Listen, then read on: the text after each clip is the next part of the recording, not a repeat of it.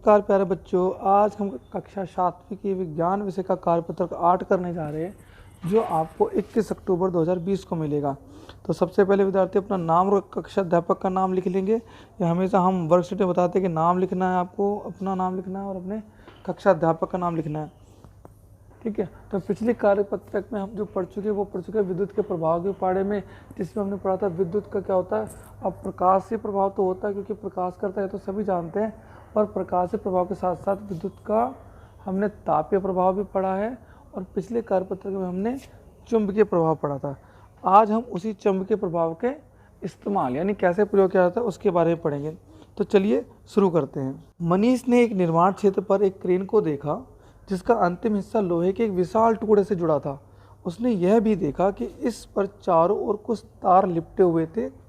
उसे बड़ी हैरानी हुई कि कैसे एक कर्मचारी बिना चुंबक के लोहे के इतने बड़े भार को उठाने के लिए इस क्रेन का इस्तेमाल कर रहा है।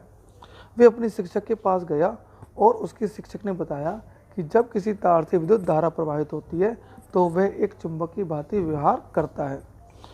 हमने पिछले कार्यपत्रक में पढ़ा था विद्युत का चुंबकीय प्रभाव।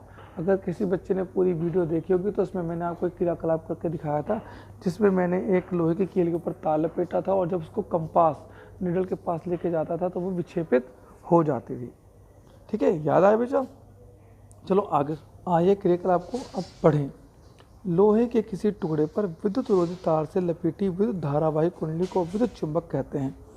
विद्युत चुंबक की प्रबलता विद्युत धारा के प्रवाह को बढ़ाने व घटाने के क्रम से बढ़ती या घटती है। अगर अधिक विद्युत धारा प्रवाहित होगी तो उसका विद्युत चुंबकीय प्रभाव अधिक होगा, अगर कम धारा प्रवाहित होगी तो उसका चुंबकीय प्रभाव कम होगा। अब इस्तेमाल कर जानते हैं कि विद्युत चुंबक के प्रयोग कैसे किए जाते हैं। तो नंबर 1, इनका उपयोग कबाड़ से चुंबकीय पदार्थों को अलग करने के लिए किया जाता है। नंबर 2, छोटी विद्युत चुंबक का उपयोग डॉक्टरों के द्वारा दुर्घटनावश आँख में गिरे चुंबकीय पदार्थ के छोटे टुकड़ों को बाहर निकालने के लिए किया जाता है। नंबर 3, खिलौनों में भी विद्युत चुंबक का उपयोग किया जाता है। अब हम जानते हैं कि विद्युत घंटी कैसे कार्य करती है। ठीक है, इसमें लोहे के टुकड़े पर तांबे के तार की कुंडली लिपटी होती है। विद्युत चुंबक के निकट एक पत्ती लगी होती है जिसके एक सिरे से हथौड़ा जुड़ा होता है। लोहे की पत्ती के समीप एक संपर्क पेच होता है। जब लोहे की पत्ती इस पेच के संपर्क में आती है तो विद्युत परिपथ पूरा हो जाता है तथा कुंडली विद्युत धारा प्रवाहित होती है, जिससे वो विद्युत चुंबक बनकर कार्य करते हैं और उसकी तरफ आकर्षित होकर घंटी बजना शुरू कर देती है। इसी के साथ आपका कार्यपत्रक समाप्त होता है। आइए अब प्रश्नों के उत्तर जानें। आज की वर्कशीट में 3 प्रश्न दिए हैं। पहला प्रश्न है, क्या विद्युत चुंबक का उपयोग किसी कचरे के ढेर से प्लास्टिक को अलग करने के लिए किया जा सकता है? स्पष्ट कीजिए।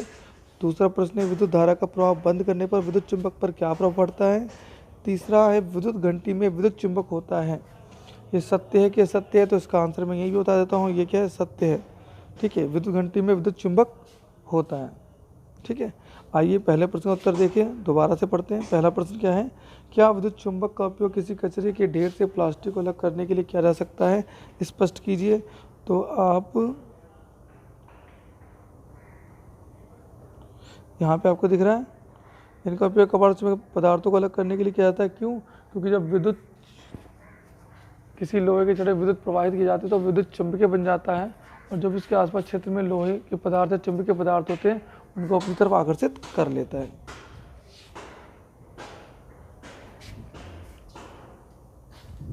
आंसर नंबर 2 है, विद्युत धारा का प्रवाह बंद करने पर विद्युत चुंबक पर क्या प्रभाव पड़ेगा? तो इसका बेटा आंसर है, प्रवाह बंद करने पर विद्युत चुंबक पर प्रभाव क्या पड़ेगा? तो प्रभाव ये होगा कि वो चुंबकीय प्रभाव खो देगा। वो अपना चुंबकीय प्रभाव क्या करेगा कि प्रभाव खो देगा।